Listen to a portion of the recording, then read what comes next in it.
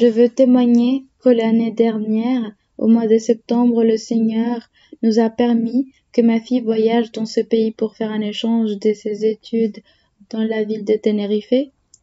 Le Seigneur a disposé ce voyage parce qu'il me l'a dit et il m'a dit qu'il avait disposé les études, le voyage et qu'il la porterait toujours par sa main. Un mois plus tard, elle était déjà ici. Le Seigneur a commencé à me parler constamment pour que je me souvienne toujours des promesses qu'il avait faites à ma petite, des promesses qu'il avait toujours faites à cet être pour lequel je le suppliais tant. Aussi, à un moment donné, il m'avait fait la promesse que je serais en train de passer par une situation très difficile et que les gens seraient surpris de la force, du courage qu'il mettrait dans ma vie, que je témoignerais, qu'il changerait de cœur, qu'il pourvoirait aux finances.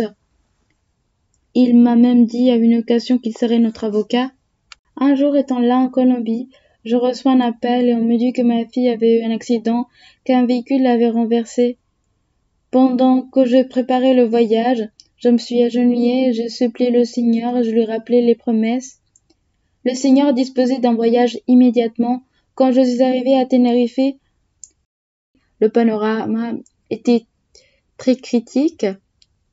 Elle avait eu un traumatisme crânio-encéphalique sévère. Son bassin, son sacrum, ses tibias et les péronées étaient fracturés et des lésions sur tout son corps.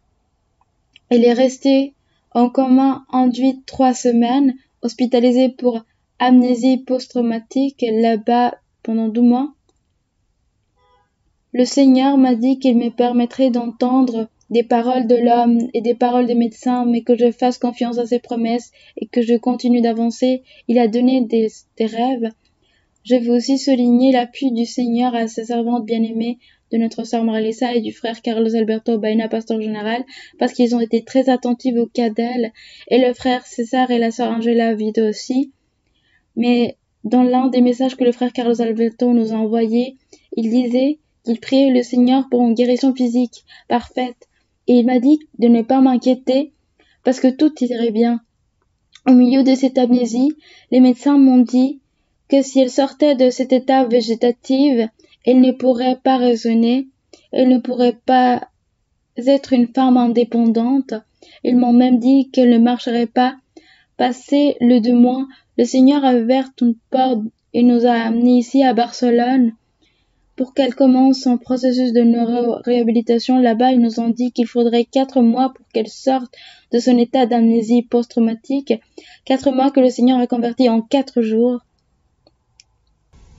Gloire à Dieu.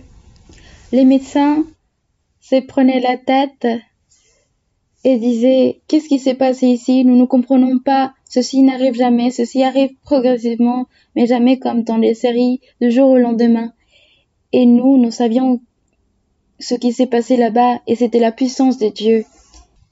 Il a en plus fait des changements dans nos vies, nos proches, qui ne comprenaient pas pourquoi tant d'amour pour Dieu, pour l'Église, envers la sœur Marie-Lisa, reconnaissent aujourd'hui que c'est un miracle et donnent la gloire à Dieu. Il y a même eu un policier qui a fait le procès verbal de l'accident. Il nous a dit que pour lui, 2 plus 2 faisait 4 et que si les médecins le disaient, ainsi ce serait. Et aujourd'hui, il donne la gloire à Dieu. Le Seigneur, comme je vous l'ai dit, a pour vous tout, miracle après miracle. Nous savons que c'est impossible pour les médecins, mais le Seigneur a donné de neurones, reconstruisons des schémas neuronaux. Il a rendu sa voix parce qu'il l'avait aussi perdue. Il m'a permis déjà de se lever et de marcher après les prières de la sœur Marie-Lisa dans toutes les études bibliques quand elle priait pour les personnes qui étaient en fauteuil roulant. Et pour finir, et non pas moins important, au contraire, le Seigneur nous a aussi donné beaucoup de bénédictions spirituelles. En plus de faire maturer notre foi, il a permis hier à ma maman de se faire baptiser dans l'eau. Gloire à Dieu. Et il m'avait aussi dit qu'au milieu d'une circonstance difficile, il me donnerait l'ordre de le servir. Et ici, il l'a permis. Et je donne la gloire et l'honneur à notre Dieu. Je veux témoigner pour l'honneur et la gloire de notre Père céleste. Mon fils a été diagnostiqué au mois d'août de l'année dernière, d'un cancer terriblement agressif qui s'est propagé de ses côtes jusqu'à ses parties intimes. Il a été hospitalisé, il a été placé en soins intensifs pendant plus de 3 mois. Beaucoup de ses organes ont été retirés de son système digestif. Il ne lui restait qu'un tiers de son estomac.